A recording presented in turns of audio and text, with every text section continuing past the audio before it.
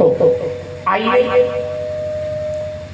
अब गणेश जी के संपूर्ण स्वरूप का चिंतन करते हैं, दर्शन करते हैं। जैसे शिव विवाह वाले दिन शिव जी के संपूर्ण श्रृंगार का हम सबने चिंतन किया था।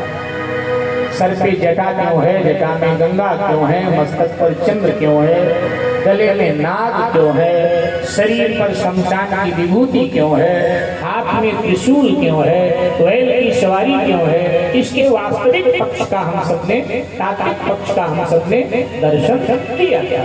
तो आइए गणेश जी के सर पर ये हाथी का मस्तक और छोटी आंखें, बड़ा कान, बड़ा पेट, 4 हाथ, इनका तात्विक पक्ष क्या है, वास्तविक पक्ष क्या है, इसका हम सब दर्शन करें। ठीक है, और ध्यान से सुनिएगा। अगर आपने मटर गश्ती किया, आपका ध्यान इधर उधर गया तो चूक जाओगे आप और नुकसान आपको होगा, क्योंकि आप गणेश जी के वास्तविक स्वरूप को समझ नहीं पाओगे। ठीक है, इसलिए सावधानी से सुनना चाहिए। कई लोग सावधानी से पहले सुनते नहीं और फिर बाद में प्रश्न करते कि ये कैसे हुआ, ये कैसे हुआ, ये कैसे। एक घटना मुझे याद आई। एक महात्मा जी थे, पुराना जमाना था, उस समय पैदल यात्राएं होती थी, वाहन होते नहीं थे।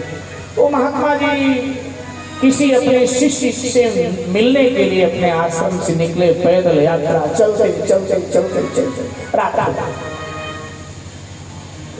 ठंडी के दिन थे, कोहरा अंधेरा। देखा सामने गांव था, तो गए तो एक किसान का घर था, किसान बैठा हुआ था। किसान को राम राम किया, बोले भैया मुझे यहाँ से आगे जाना है, अगले गांव में। कितनी दूरी हुई? उसने कहा महाराज यहाँ से 20 किलोमीटर पर वो गांव पड़ेगा। तो भैया रात हो गई है, अंधेरा है, सर्दी बहुत है, तो अब वहां तक पहुंचना तो असंभव है। तो निवेदन ये था कि आज मुझे आप अपने यहाँ कहीं घर में जगह दे देते, रात बिता के मैं सुबह चल। लेकिन हो कौन? बोले हम साधु हैं। बोले हाँ, वेशभूषा से साधु, लेकिन कौन से साधु हो? तरह तरह के साधु होते। बोले हम कथा कहने वाले साधु हैं, हम भगवान की कथा सुनाते हैं सबको। अच्छा, कथावाचक हो? बोले हाँ, कथावाचक है। बोले ठीक है, आपको चौपाल में जगह मिल जाए, आप ठहर सकते हो रात में, आप भोजन भी हम देंगे, बिस्तर भी देंगे। बोले ठीक है भैया, धन्यवाद बहुत बहुत। बोले लेकिन सुनो, सोने नहीं देंगे रात को। बाबा जी एकदम चौके की रात में क्या करवाएगा? बाबा जी ने कहा भैया रात में सोने नहीं दोगे, क्या काम करवाओगे? बोले अब जब तुम कथावाचक हो तो रात को कथा कहना पड़ेगा। अब महात्मा जी थके हुए थे, कथा के विचार में तो नहीं थे, लेकिन फिर उन्होंने विचार किया कि भाई अगला हमें भोजन देगा, ओढ़ने बिछाने के लिए वस्तु देगा, तो फिर मेरा भी तो कर्तव्य है, इसे कुछ दूं। और अगर रात भर कथा कहूंगा तो इसके ऋण से मैं ऋण हो जाऊंगा, अन्यथा इसका जो भोजन आदि करूंगा वो ऋण मेरे ऊपर रहेगा।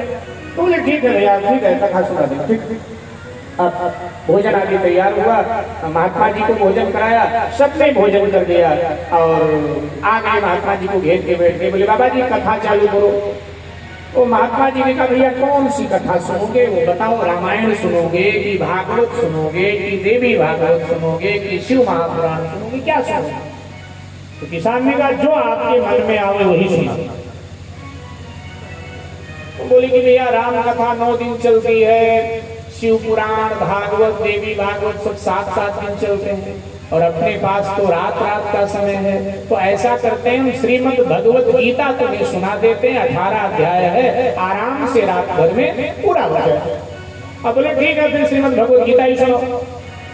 आप श्रीमद् भगवत गीता का वाचन महात्मा जी ने प्रारंभ किया। श्लोक बोलते हैं, उसकी व्याख्या देते हैं, फिर बीच में पूछते हैं भैया समझ में आया?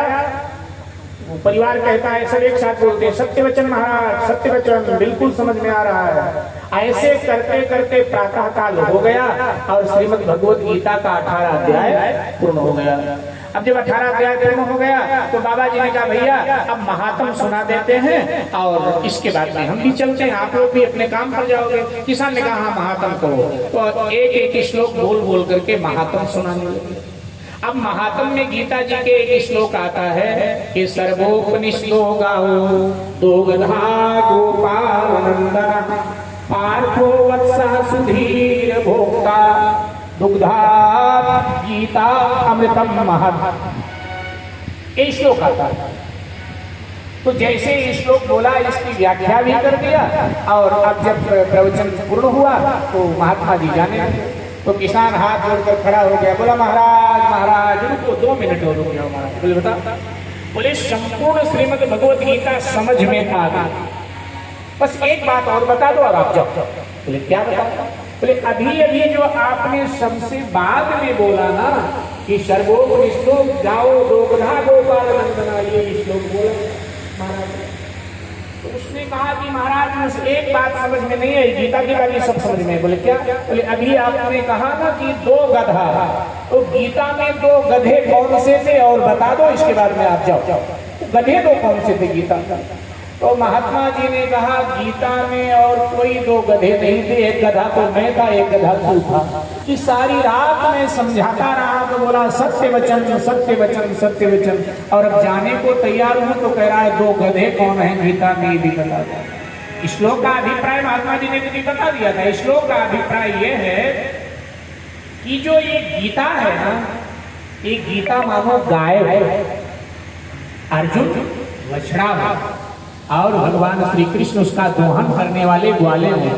माने कृष्ण रूपी ग्वाले ने गीता रूपी गाय का दोहन करके अर्जुन रूपी बछड़े को समस्त दूध माने समस्त गीता का जो अमृत है वो पिला दिया, ये अभिप्राय है। लेकिन अब वो जो कहा दोगधा, दोगधा का मतलब होता है दोहन करने वाला, ये संस्कृत का शब्द है दोगधा माने दोहन करने वाला। तो उसने कहा कि 2 गधे कौन से थे? तो महात्मा जी ने कहा एक गधा तो तू था, एक गधा मैं था। कि सारी रात में समझाता रहा तो बोला सत्य वचन, और अब जब मैं जा रहा हूँ तो पूछ रहा है 2 गधे कौन से थे। तो ध्यान से जब ना सुना जाए ना बोलने वाले को तो फिर ऐसे ही प्रश्न उठते हैं, लेकिन ध्यान से सुना जाए तो सारे संशय नष्ट हो जाते हैं। तो आइए गणेश जी के स्वरूप का चिंतन करते हैं। हाथी का मस्तक, कथा हमने सुना दी, हाथी का मस्तक क्यों? हाथी गणेश जी विवेक के देवता हैं, गणेश जी विवेक के देवता हैं, और हाथी पशुओं में सबसे विवेकी पशु माना गया है, बुद्धिमान पशु माना गया हाथी। हाथी हमारे भारतीय दर्शन में शुभ का प्रतीक माना गया है, और गणेश जी शुभ को देने वाले देवता, मंगल को देने वाले देवता। हाथी शुभ का प्रतीक माना गया है हिंदू धर्म में भी, बौद्ध धर्म में भी और जैन धर्म में भी। स्वप्न शास्त्र कहता है हाथी अगर स्वप्न में दिखाई पड़ता है तो वो ऐश्वर्य का प्रतीक है, सुख का प्रतीक है, समृद्धि का प्रतीक है। हाथी का देखा जाए तो मेरे भाई बहन, गणेश जी भी शुभ के देवता है, मंगल के देवता है, विवेक के देवता है, इसलिए हाथी का मस्तक। दूसरा अभिप्राय, एक बार सावन का ये महीना था, यमुना जी लबालब भरी हुई, मौसम थोड़ा साफ था, कई दिन हो गए थे वर्षा नहीं हुई थी। अकबर सायंकाल अपने मंत्रिमंडल के साथ यमुना के किनारे भ्रमण के लिए निकला, भ्रमण कर रहा था। कभी गंग थे, रहीम थे, बीरबल थे। इतने में हाथियों का एक झुंड आया, यमुना में नहाया, और नहाने के बाद में हाथियों के झुंड ने सूंड में धूल लिया, अपने ऊपर डाल लिया। आपने देखा होगा अगर हाथी का जीवन तो पाया होगा, हाथी को जल से बहुत प्रेम है, हाथी नहाता है खूब जल, लेकिन जैसे नहा करके बाहर निकलेगा तो हाथी को धूल से भी बहुत प्रेम है। जैसे भगवान शंकर शमशान की राख पोत लेते हैं शरीर पर, ऐसे ही हाथी धूल सूंड में भरकर अपने ऊपर डाल लेता, अपना अभिषेक धूल से अपने आप ही कर लेता। ये दृश्य अकबर ने देखा तो व्यंग करता हुआ, मजाक बनाता हुआ। वैसे हमें इतिहास में पढ़ा दिया गया कि अकबर महान है, हमें इतिहास में पढ़ा दिया गया कि अकबर महान है, लेकिन अकबर औरंगजेब से भी ज्यादा खतरनाक था। औरंगजेब सामने से छुरा चलाता था और अकबर पीठ पीछे से छुरा मारता था। क्योंकि हमारे देश का इतिहास पाश्चात्य स्कॉलरों के द्वारा लिखा गया। जहां पढ़ाना चाहिए था महाराणा प्रताप महान, वहां पढ़ा दिया गया अकबर महान। ये दुर्भाग्य रहा हमारा, ये पढ़ाया गया हमको अकबर महान। मेरे भाई बहन, अकबर ने व्यंग करते हुए पूछा, बीरबल तुम्हारे धर्म में प्रथम पूजा किसकी होती है? बीरबल ने कहा हुजूर गणेश जी महाराज की। गणेश जी का मस्तक हाथी का क्यों है? बोले हुजूर हाथी विवेकी बुद्धिमान पशु है और गणेश जी महाराज बुद्धि के विवेक के देवता, इसलिए हाथी का मस्तक है। तो अकबर ने कहा हाथी को तुम हिंदू लोग विवेकी मानते हो, बुद्धिमान मानते हो, और बोले ये बुद्धिमानी नहा धोकर शरीर साफ करे फिर धूल अपने शरीर पर डाले, ये तो मूर्खता हो, तो ये काहे की बुद्धिमानी? तो बीरबल जवाब दे, लेकिन उसके पहले रहीम जी बोल पड़े। रहीम जी यद्यपि मुसलमान है, पठान है, लेकिन रहीम जी हिंदू धर्म को मानता था। रहीम जी भगवान श्री कृष्ण का निष्ठावान भक्त था। रहीम, आपने रहीम के दोहे पढ़े होंगे, और कृष्ण के लिए क्या क्या उद्गार है रहीम के लिए। एक समय आया जब अकबर नहीं रहा तो रहीम को जहांगीर ने निकाल दिया दरबार से कि तू हिंदू धर्म को मानता है, तू काफिर है। तो रहीम जी चित्रकूट में गए, वहां रहने लगे। तो वहां महात्माओं ने पूछा रहीम जी क्या हुआ, थोड़ा छुपके रहा करो, जहांगीर यहाँ भी आप पर कोई अनाचार अत्याचार कर सकता है। तो रहीम जी ने ये दोहा पढ़ा कि रहीमन को का करे अब ज्वारी चोर लगा, और मोहब्बत राखनहार है माखन चाखनहार, मोहब्बत राखनहार है माखन चाखनहार। अरे मेरा कोई क्या बिगाड़ लेगा? कोई लगार, कोई चोर, कोई राजा, कोई क्या महाराजा, कोई मेरा क्या बिगाड़ेगा? क्योंकि मेरी रक्षा करने वाला तो वो माखन चोर है, माखन चाखन। तो चित्रकूट आपको कैसे लग रहा है? संतों ने रहीम जी से पूछा चित्रकूट कैसा लग रहा है आपको? तो चित्रकूट के विषय में रहीम जी कहते हैं कि रहीमन यहाँ भरमत रहे कबहू अवध नरेश, और जा पर विपदा पड़ती है ते आवत यही देश। रहीम जी ने कहा जब भगवान श्री राम को वनवास मिला तो भगवान श्री राम ने भी चित्रकूट की शरण लिया था, और आज मुझे जब दिल्ली दरबार से निकाला गया तो चित्रकूट ने मुझे भी अपने आंचल में जगह दे दिया। ये धाम के प्रति रहीम की निष्ठा। तो प्रसंग पर आ जाइए। रहीम जी ने कहा कि हुजूर मैं बताता हूँ, हाथी नहाने के बाद अपने शरीर पर धूल क्यों धारण करता है? मैं बता देता हूँ, तुम ही बता दो। तो रहीम जी कवि है, उन्होंने कविता में उत्तर दिया कि हुजूर आप पूछ रहे हो कि धूल धरत निज देह पर, धूल धरत गज देह पर, कहु रहीम यही गाज, और जही रज मुनि पत्नी तरी सो ढूंढत गजराज, पत्नी तरी सो ढूंढत गजराज। कहा कि हुजूर जिस धूल से गौतम की पत्नी अहल्या का उद्धार हुआ था ना, हाथी सचमुच में भी बुद्धिमान पशु है, विवेकी प्राणी है, बुद्धिमान प्राणी है। जिस रज से गौतम की पत्नी अहल्या का उद्धार किया था वो उसी रज की तलाश में है कि इसी भारत भूमि में श्री राम हुए थे। शायद यहाँ से भी गुजरे हों और उनकी चरण धूलि मुझे मिल जाए तो मेरा उद्धार हो जाएगा। अकबर ने कहा भाई मान गया। तो इसलिए हाथी का मस्तक है, ठीक है। आप देखिए गणेश जी की नाक बहुत बड़ी है, क्योंकि हाथी की नाक बड़ी होती है, गणेश जी की नाक बड़ी है। अच्छा, नाक सबकी बड़ी होनी चाहिए, भौतिक रूप में नहीं, आध्यात्मिक रूप में, तात्विक रूप में नाक बड़ी होनी चाहिए। अच्छा, नाक बड़ी कब होती है? जी, पर आप लोग बोल दिया कि कथा आगे बढ़ जाएगा। नाक बड़ी कब होती है? देखो, अच्छे काम करोगे तो आपकी नाक बड़ी होगी और आपके साथ आपके माता पिता कुल खानदान की भी नाक बड़ी बड़ी। और बुरे काम करो तो, गलत काम करो तो तब नाक छोटी हो जाती है। कई बार कोई बुरा काम कर डाले तो आप कहते हो ना, बड़ी नाक लेकर घूम रहा था, देखा ना नाक कट गई। बड़ी नाक लेकर घूम रहा था, देखा ना नाक कट गई। तो गणेश जी कहते हैं, अगर बुद्धिमानी से जीवन जियोगे, जीवन की यात्रा में बुद्धिमानी से कर्म करोगे तो तुम्हारी नाक मेरी तरह बड़ी होगी। अच्छा, नाक का एक अर्थ स्वर्ग भी होता है। तो जब श्रेष्ठ कर्म करेंगे तो हमारी नाक समाज में ऊंची रहेगी, बड़ी रहेगी और मृत्यु के बाद में हमें स्वर्ग की भी प्राप्ति होगी। इसलिए गणेश जी की नाक बड़ी है।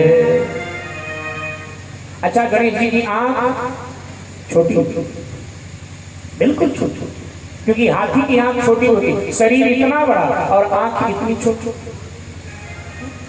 एक कवि हो गए हमारे भारत में, जो यहाँ दादा लोग बैठे, इनके जमाने में उनकी कविताएं पढ़ाई जाती रही हमारे साहित्य में। अब तो खैर उनका नाम ही आज का विद्यार्थी नहीं जानता। तो एक कवि हो गए, लगभग आज से कोई 900 वर्ष पहले चंद्रवरदाई, जो पृथ्वीराज का लेखक है, पृथ्वीराज रासों का लेखक जो चंद्रवरदाई है ना, उसी के समकालीन है कवि जगनिक। ये नाम आपने पढ़ा होगा, सुना होगा, कवि जगनिक, जिन्होंने आल्हा खंड की रचना किया। आल्हा उबल की वीर गाथा जो गाई जाती थी कभी हमारे देश में, तो आल्हा खंड की जिन्होंने रचना किया कवि जगनिक। तो कवि जगनिक ने भगवान से शिकायत की। कवि जगनिक ने भगवान से कहा कि आपकी संपूर्ण रचना बड़ी दिव्य है, सुंदर है, श्रेष्ठ है, लेकिन भगवान ये हाथी में जो आपने छोटी आंख लगाई, यहाँ आप गलती खा गए, यहाँ थोड़ा गड़बड़ कर दिया। इतना बड़ा शरीर हाथी का, इतनी छोटी आंख, हाथी की आंख छोटी नहीं होनी चाहिए थी। तो भगवान ने कवि जगनीश से पूछ लिया, कविराज मेरी रचना में कमी निकाल दो। बोले महाराज कमी लग रही तो कह रहा हूँ साफ साफ। बोले फिर कैसी आंख होनी चाहिए थी?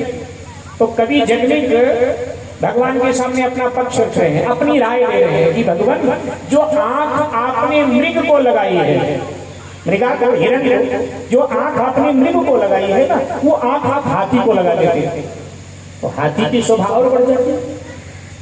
और मृग को तो वन में ही रहना होता है, उसको तो कहीं युद्ध मैदान में लड़ाई में जाना है, हाथी को लड़ाई में जाता है, उस पे योद्धा लोग बैठकर युद्ध करने जाते हैं। तो हाथी को मृग वाली आंख लगा देते और हाथी वाली आंख आपको मृग के लगा देना। मृग की आंखें बहुत बड़ी बड़ी होती। आपने कभी हिरण देखा होगा तो आपको मालूम हो, बहुत बड़ी बड़ी आंखें, अरे बड़ी खूबसूरत आंखें होती हैं। इसीलिए हमारे भारतीय कवियों ने, साहित्यकारों ने जब किसी नारी के सौंदर्य का वर्णन किया और जब उसके आंखों का वर्णन कवियों ने किया तो उसको नाम क्या दिया? मृग नयनी। आपने पढ़ा होगा, भगवान श्री राम भी जब सीता जी की खोज कर रहे होते हैं तो वो पूछते हैं कि तुम देखी सीता मृग नयनी, जिसकी आंख मृग की तरह विशाल है, ऐसे मेरी सीता को देखा। तो मृग के आंखों से सुंदरियों के आंखों की उपमा हमारे कवियों ने दिया। मृग की आंख बड़ी भी होती है और सुंदर बहुत होती है। तो भगवान ने कवि जगनिक को जवाब दिया कि कविराज, हाथी को आंख तो हमने छोटी लगाई है, लेकिन जो उसके भीतर लेंस हमने डाला है वो बड़ा डाला है। ध्यान देना, हाथी की आंख छोटी होती है लेकिन उसके अंदर जो लेंस पड़ा है वो बड़ा होता है। हाथी जब आपकी तरफ देखेगा तो आप हाथी को हाथी से बड़े दिखाई दोगे, अन्यथा छोटे दिखाई दो तो हाथी मारना रहे। इसीलिए हाथी महावत के काबू में रहता है। महावत हाथी पर कुल्हाड़ी का प्रहार करता है, फिर भी हाथी काबू में रहता है, क्योंकि हाथी जब महावत की ओर देखता है तो महावत और बड़ा दिखाई देता है। तो हाथी कहता है बाप रे, तो हमसे भी बड़ा है, अगर इससे मैं भिड़ गया तो फिर इस पर काबू नहीं पाऊंगा मैं, इसका शरीर तो हमसे भी बड़ा। अभिप्राय यह है मेरे भाई बहन, कि दृष्टि तुम्हारी सूक्ष्म होनी चाहिए, लेकिन दृष्टिकोण तुम्हारा व्यापक होना चाहिए, दृष्टिकोण तुम्हारा संकुचित नहीं होना चाहिए। दृष्टि सूक्ष्म हो और दृष्टिकोण व्यापक हो। इसलिए गणेश जी की आंख छोटी है लेकिन भीतर का लेंस बड़ा है। अच्छा, हाथी जब चलता है तो उनके पीछे कौन भौंकता है? हाँ, तो जो जानते हो तो जोर से बोला करो भाई, थोड़ा जोर से बहन जी बोल दो, सबको पता चले। हाँ देखा बहन जी, मैंने बताया हाथी जब चलता है तो कुत्ते भौंकते हैं। अच्छा, आगे से भौंकते हैं कि पीछे से? पीछे से भौंकते हैं, आगे से नहीं भौंकते। अच्छा, ये मेरे समझ में बात नहीं आती है। मैंने बहुत सोचा कि हाथी और कुत्ते का वैर क्या है। खान पान का कोई वैर नहीं, क्योंकि जो हाथी खाता है वो कुत्ते नहीं खाते, और जो कुत्ता खाता है वो हाथी नहीं खाता, क्योंकि कुत्ता मांसाहारी है, हाथी बिल्कुल विशुद्ध शाकाहारी है, पूरा वैष्णव है हाथी, पूरा वैष्णव। हाँ हाँ, खान पान का झगड़ा नहीं। अच्छा, रहने का भी झगड़ा नहीं, क्योंकि कुत्ता जहाँ रहता है वहाँ हाथी रहना चाहे तो रह नहीं सकता, और हाथी जहाँ रहता है वहाँ कुत्ते नहीं रहते। तो हाथी और कुत्ते का ना खान पान का झगड़ा, ना रहन सहन का झगड़ा, फिर भी हाथी चले तो कुत्ते पीछे पीछे भौंकते, सामने नहीं आता, सामने आ भी नहीं सकते, हाथी पीछे पीछे भौंकते। एक महात्मा जी ने बताया कि हम बताते हैं काहे को भौंकते। मैंने कहा महाराज आप बोले देखो भैया, गांव देहातों में आज भी हाथी पहुंच जाए, गांव देहातों में सुदूर शहरों से दूर जो गांव है हाथी पहुंच जाए आज भी। तो गांव देहात में बुजुर्ग क्या करते हैं, एकदम दौड़े दौड़े आ जाते हैं, जय हो गणेश जी महाराज की, जय हो गणेश जी महाराज की, सर झुकाने लगते हैं, कोई कुछ खिलाने लगते हैं, कोई माथे पे सिंदूर लगाने लगते हैं। छोटे छोटे बच्चे आ जाते हैं, ये क्या है? कहते गणेश जी हैं, इनको जय जय करो, जय जय करो, हाथ जोड़ो। तो महात्मा जी ने कहा देखो भाई, सीधा सा उत्तर है कि जिसके आगे लोग हाथ जोड़े खड़े रहते हैं कुत्ते उसी के पीछे पड़े रहते हैं, जिसके आगे लोग हाथ जोड़े खड़े नहीं रहते हैं कुत्ते उसके पीछे पड़े नहीं रहते हैं। और वास्तव में ये देखा जाता है समाज में, अगर आप कुछ लायक हैं, आपके आगे 2-4-10 लोग हाथ जोड़े खड़े रहते हैं तो निश्चित रूप से समाज के कुछ कुत्ते भी आपके पीछे पड़े हुए हैं। तो जब कुत्ते आपके पीछे पड़ जाएं तब आप समझ लो, तब आप ग्लानि मत करो, सर मत झुका के जियो, तब सीना तान के जियो कि कुछ लायक भगवान ने बनाया है मुझे, इसीलिए कुत्ते मेरे पीछे पड़े, भौंकने दो। जैसे हाथी परवाह नहीं करता है, अपना मस्त चाल चला जाता है, और कुत्ते पीछे पीछे भौंकते भौंकते भौंकते भौंकते थक जाते हैं तो फिर वापस आ जाते हैं। तो ऐसे ही मेरे भाई, हाँ बस अपने आप में तुम ठीक रहो, अपने आप में तुम सही हो, तुम्हारी आत्मा को पता है मैं सही हूँ, फिर जमाना भौंके तो भौंकने दो, क्योंकि कुत्तों का काम ही भौंकना होता है, इसलिए कभी उनकी परवाह नहीं करनी चाहिए। ये भी गणेश जी महाराज हमको बताते हैं, गणेश जी के चरित्र से ये सीखिए। तो हाथी का सर, आंख, इनका दर्शन किया हमने, नाक का भी गणेश जी के दर्शन हो गया, इसका वास्तविक पक्ष तात्विक पक्ष हमने देख लिया। अच्छा, गणेश जी के कान बहुत बड़े हैं और गणेश जी का पेट भी बहुत बड़ा, इसलिए गणेश जी का एक नाम है लंबोदर। उनकी जो नामावली पढ़ोगे ना, उनका एक नाम है लंबोदर। लंबोदर का मतलब इसका पेट बहुत बड़ा है गणेश जी। तो गणेश जी का कान बड़ा है, कितना बड़ा कान है? तो गणेश जी का एक नाम है सूपकर्ण। पंजाबी में सूप क्या क्या बोलते हैं?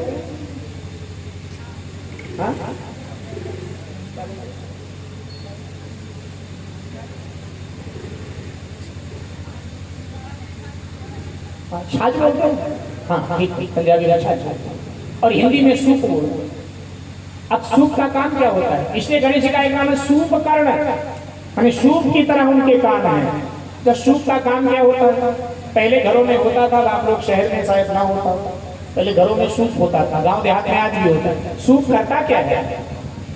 जो वास्तविक अनाज है उसको अपनी गोद में ले लेता है, भीतर लेता है। जो खर पतवार या जो उसमें कमियां होती हैं, कुछ खर पतवार कूड़ा करकट होता है, उसको बाहर फेंक देता है। रहीम जी ने कहा कि साधु ऐसा चाहिए साधु ऐसा चाहिए जैसे सूप सुभाए, सार सार को गहिरा है थोथा दे उड़ाए।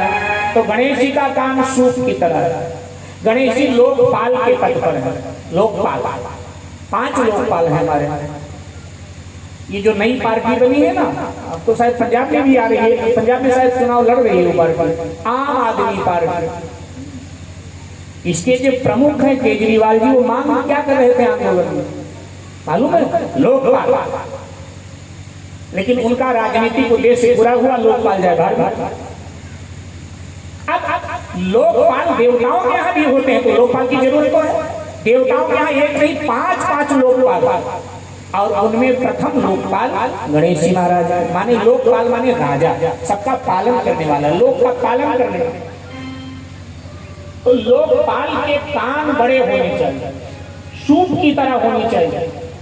जैसे सूप वास्तविक वस्तु को भीतर ले लेता है, जो बेकार की वस्तुएं हैं खरपतवारों को बाहर फेंक देता है, ऐसे गणेश जी महाराज कहते हैं कि तुम देश के मुखिया हो, समाज के मुखिया हो, किसी संस्था के मुखिया हो, या अपने परिवार के मुखिया हो, तो सबकी सुनो। दिखा है? सबकी सुनो। अब 4 बेटे आपके हैं, मान लिया आपके 4 बेटे हैं, तो चारों आपसे अलग अलग बात करेंगे।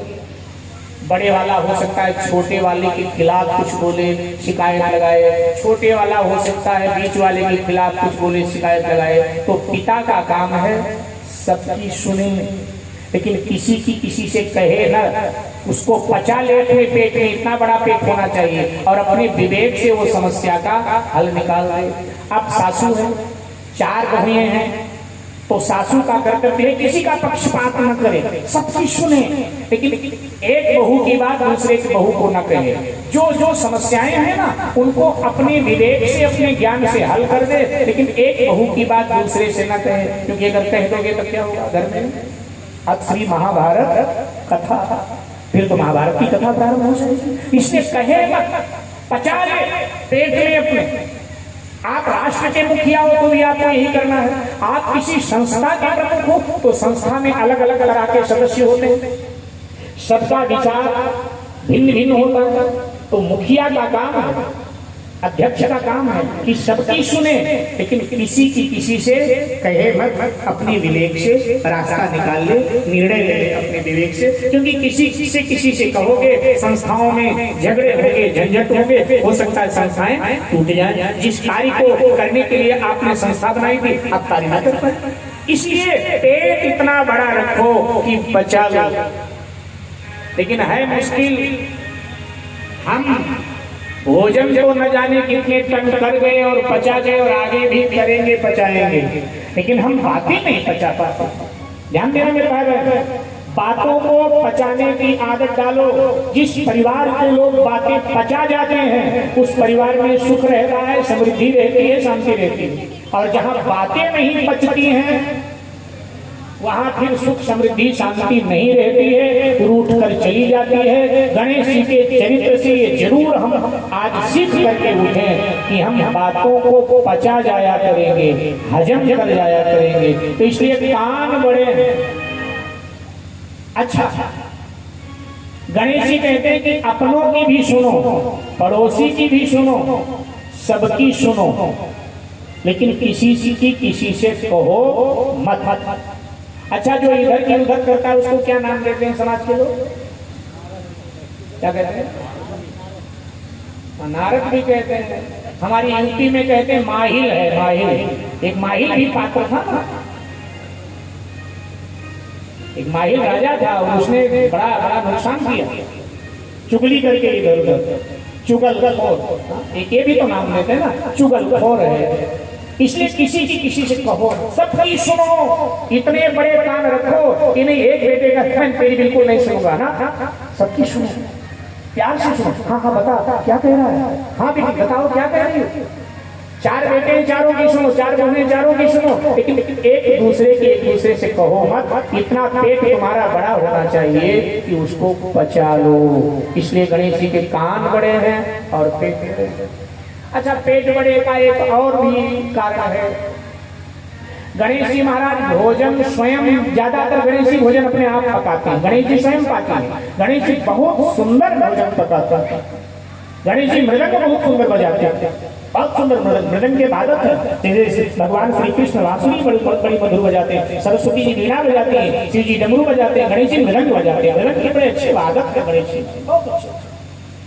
गोरखनाथ जी महाराज ने मृदंग की शिक्षा गणेश जी से ली, बड़े अच्छे वादक।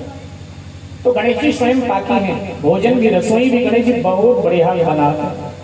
यद्यपि पत्नियां दो हैं, रिद्धि सिद्धि दो पत्नियां हैं, लेकिन थोड़ा देर हो जाए ना घर के काम में तो गणेश जी कहते हैं बाहरों हम अपने आप बना लेते हैं। और गणेश जी बनाकर और भगवान को भोग लगाकर पा लेते हैं। जो बचता है पत्नियों को, बच्चों को कहते तुम लोग खा। अब पति जिस घर में भोजन बनाता है तो वहां तकरार थोड़ा पति पत्नी में कम होता है, बनाना चाहिए। गांव देहात वाले कहते अच्छा हम पति हैं भोजन में, शहर वाले बहुत अच्छा काम करते हैं। अब यहाँ वाले बनाते हैं कि नहीं बनाते हैं, लेकिन हमने बहुत जगह देखा है शहरों में कि बनाना भी चाहिए। अच्छा पति भोजन बनाने में निपुण हो तो पत्नी भी प्रसन्न रहती है। कई जगह हम जाते हैं तो बहनें आकर